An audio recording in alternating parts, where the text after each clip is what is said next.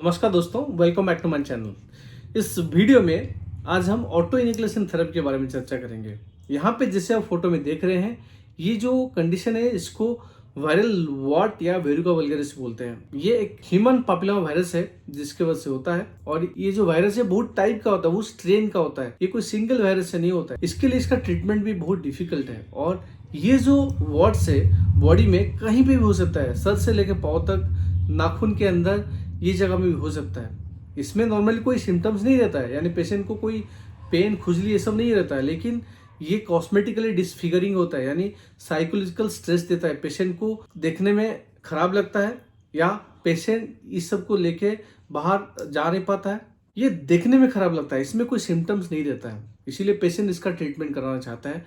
और ये कॉन्टेजियस है, यानी एक से दूसरी जगह में फैल जाता है। अगर कोई क्लोज कांटेक्ट है, हाथ से हाथ लगता है या बॉडी से बॉडी टच होता है, एक बार सिंगल टच से नहीं होता है, लेकिन बार बार होने से ये एक से दूसरे को ये स्प्रेड हो जाता है। तो इसका ट्रीटमेंट में क्या क्या फैसिलिटी अवेलेबल है? कभी कभार दवाई से ये ठीक हो जाता है, जैसे कि ओरल जिंक टैबलेट से, विटामिन सी टैबलेट से, ओरल आइसोट्रेटिनिन कैप्सूल से ये ठीक हो जाता है। लेकिन सबका नहीं होता है, कुछ कुछ लोग का हो जाता है। और ये भी देखा गया है कि ये ठीक होने के बाद दवाई जब छोड़ते हैं ये वापस आ जाता है। तो इस केसेस में हम लोग क्या करते हैं, दूसरा कोई अल्टरनेटिव थेरेपी देते हैं, जैसे कि क्रायोथेरेपी होता है जिसमें लिक्विड नाइट्रोजन स्प्रे दिया जाता है। नहीं तो कुछ इंजेक्शन देते हैं, जैसे कि MMR vaccine, BCG vaccine, vitamin D का इंजेक्शन, ब्लियोमाइसिन, ये सारे इंजेक्शन भी दिया जाता है। और नहीं तो लेजर से, अगर कोई सिंगल है या दो चार है, लेजर से एक बार भी निकाल देते हैं। नहीं तो रेडियोफ्रिक्वेंसी कॉटरी या इलेक्ट्रो कॉटरी से इसको निकाल दिया जाता है। लेकिन प्रॉब्लम क्या होता है इसमें, कुछ कुछ एरिया ऐसे है जैसे कि नाखून के नीचे आप सर्जरी नहीं कर सकते हैं, वहां पे इंजेक्शन दे नहीं सकते।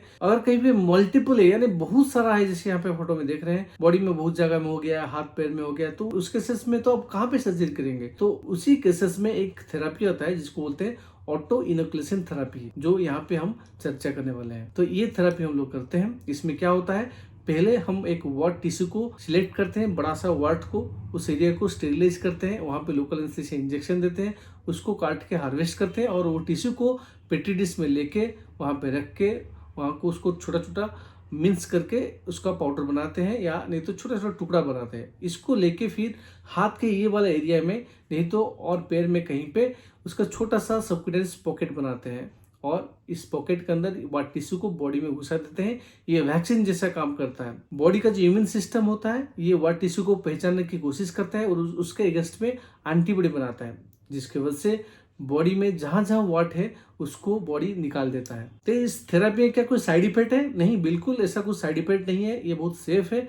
लेकिन कभी कभार जहाँ पे ये प्रोसीजर होता है, जो एरिया में हम वाट टिश्यू को घुसाते हैं, तो वहाँ पे थोड़ा बहुत कभी पेन हो सकता है, थोड़ा दर्द हो सकता है, लेकिन ये एंटीबायोटिक खाने से या पेन किलर खाने से कम हो जाता है। 5-7 दिन में ये सूख जाता है। तो क्या ये 100% इफेक्टिव है? नहीं, ऐसा नहीं है। 70-80% लोगों में ये इफेक्टिव होता है। कभी कभार एक प्रोसीजर या एक सेशन से अगर ये नहीं होता है, 2 से 3 सेशन की जरूरत भी हो सकता है। लेकिन ये अगर एक बार वाट टिश्यू क्लियर हो जाता है तो दोबारा नहीं आता है, ये परमानेंट होता है और ये सबसे बेस्ट ट्रीटमेंट होता है। तो ये था डिटेल्स में ऑटो इनोक्लेशन थेरेपी वार्ड में। तो उम्मीद है आपको आज कुछ नया सीखने को मिला है और आपको ये वीडियो अच्छा लगा है। अगर आपको ये वीडियो अच्छा लगता है, मेरे यूट्यूब चैनल को सब्सक्राइब करिए। तो अभी विदा लेते हैं, फिर मिलेंगे कोई नया टॉपिक के साथ। नमस्ते, जय हिंद।